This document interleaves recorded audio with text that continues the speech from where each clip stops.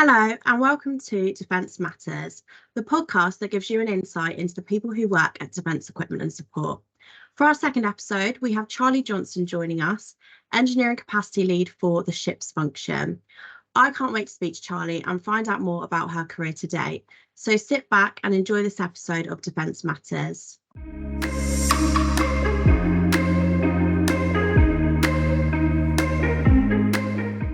Thank you for joining me today, Charlie. It's great to have you on for our second episode. Pleasure. I'm excited to be here. So let's start with your career journey then.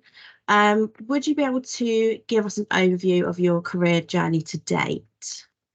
Sure. So I graduated from uni with a degree in engineering, went to work for a local defence contractor in the safety engineering team. At uni, I'd done some modules around risk management and safety, and they sort of really appealed to me. So I wanted a company that offered me that kind of career path. While I was working at the contractor, I was given the opportunity to second into the MOD. Which I absolutely loved. I love seeing it from a different perspective, seeing the defence industry from the sort of decision-making side. And I was, and then I was encouraged to apply by some of my DE&S colleagues. So I came into DE&S in 2009. I joined a team looking after some of the Navy's capital ships, so the old aircraft carriers before the current Queen Elizabeth class. We supported Type 42 destroyers, some of the landing craft and the LPDs and the LP8 as well. So it was a really great team to come into. I loved it. It was really social. It was really exciting to go and be part of, making that equipment safer for the user. It just really suited me. After about sort of 3 or 4 years in that team, I decided to go for promotion, and I was successful, and I actually moved into a safety and airworthiness job in our helicopters area, looking after the Puma Mark 1 for the RAF and the Gazelle helicopter for the Army, which was a real learning experience. It was incredibly interesting. I loved working in a delivery team. I loved being able to support the equipment, support the user, provide assurance that the product, if you like, was safe to use, and helped in that team to bring Puma Mark 2 into service and also extend the out service date for Gazelle. So again, really good. I had my children while I was in that team, so I had a couple of periods of maternity leave as well, and the team were really supportive, and I came back to a role that I knew and loved, which made my kind of transition back into work that much easier.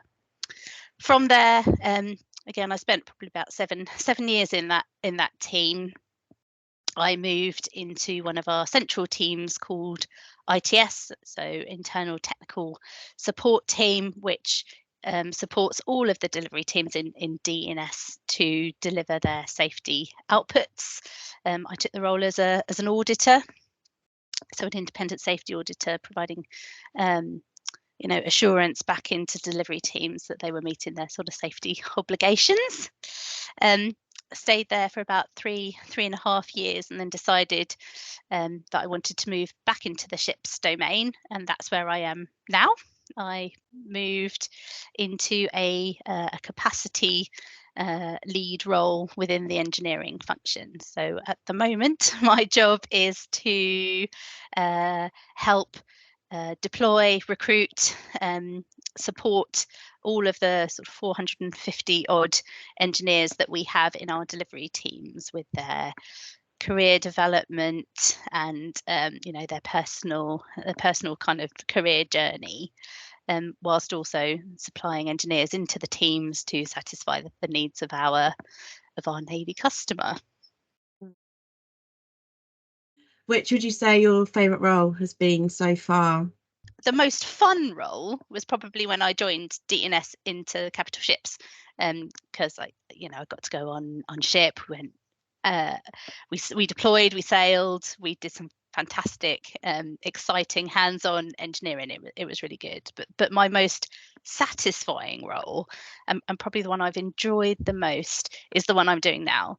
So I get to speak all day to lots and lots of engineers, and I've met some absolutely fantastic people. I just love helping them develop, helping the business meet its outputs, and it's really, really rewarding to see somebody take steps in their career and see them progress. So that's probably the one I found most satisfaction in. So what motivated you in the first place to pursue an engineering career in engineering, and specifically within the defence sector? So probably the motivation for engineering came from my dad when I was young.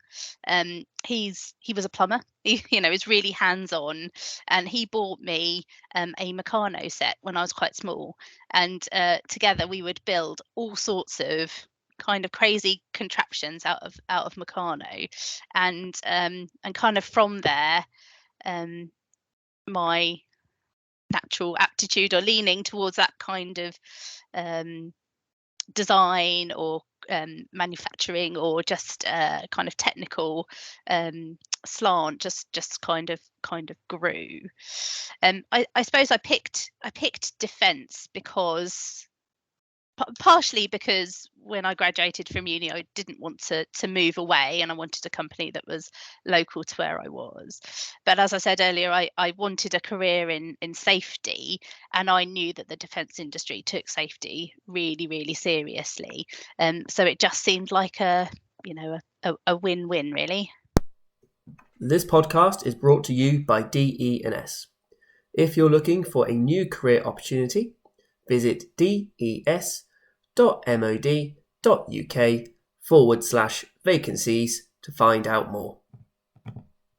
And as a woman in a traditionally male-dominated field, what challenges have you faced, so either professionally or personally, and how have you overcome them?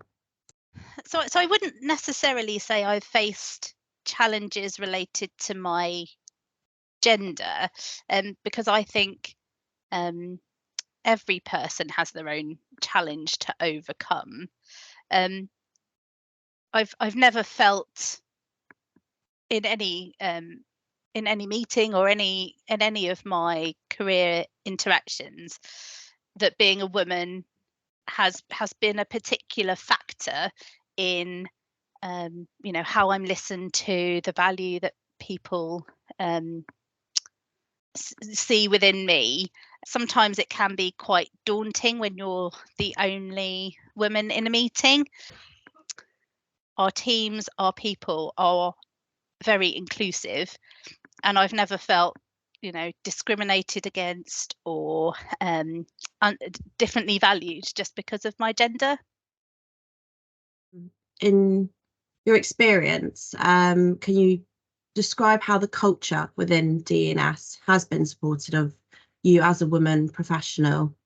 Women in defence is an underrepresented group across all of the functions, particularly engineering. And DE&S sort of recognises that and wants to support women to progress. So we have things like a women's network in ships that everybody is invited to, women and our allies as well. We have things like women in engineering group, so the sort of the subset of that, female engineers across DE&S can come together, share stories, support each other, help with particular problems. I've also been part of a development program that's specifically designed for females in DE&S, called the Becoming program, and it's really insightful because everybody has their own journey, has their own things that they want to work on within themselves or their career. So I've met some fantastic women through that.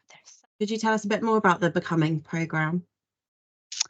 Yeah, so it's run by an external organisation, sort of specifically designed to help women understand, where they are in the world, what they want to achieve, and how they want to be. What values drive you? How do you make decisions based on who you are, who you want to be, and those values that you encompass? Is there a particular project or accomplishment that you're most proud of? It's not an accomplishment per se, but the job I do now, when I joined the team, there was a real challenge in engineering resourcing. There's a fair amount of difficulty in recruitment. I joined just at the point of the COVID lockdown, and it was just a very difficult time. So in those early months, kind of getting the team to regroup and more strategically plan how we were going to recruit our engineers, deploy our engineers, and prioritize resource across the ship's domain. I feel particularly proud 3 years on that we are in a considerably better position. Somebody described it to me that the people that go before you in the job bake the cake, and then you put the icing on, and then the next person puts the icing flowers or something. Everybody builds and builds, don't they? So you always leave a job better than you found it, and I'm incredibly proud of what we've all achieved over the last few years to get engineering resourcing for ships into a better position. So what's your plan then for the next few years? Well, actually, and I'm not sure it's common knowledge yet, but I'm going to be leaving engineering. I'm doing what in DE&S called Z pathing, so moving kind of between different functions. So I'm going to work for the ship's Chief Operating Officer to help implement some of DE&S's strategy refresh and some of our organisational design redesign. So I'm really excited by what that offers. So you spoke about Z pathing there. How easy is that to do within DE&S? It's really easy. I think DE&S has such a wealth of career options available to people. Whilst we might be functionally aligned, we have finance leaders, we have commercial managers, we have engineers, we have project managers, we have supply chain specialists. Whilst you may have a sort of a functional home, your career changes over time. It's I suppose it's a bit like a tree, isn't it? You start on one path and then you get branches that take you in different directions. It's really easy. It's all very self-driven. You're very empowered to manage your own career. If you could give one bit of advice to give young women interested in pursuing a career in engineering at DE&S, what would it be?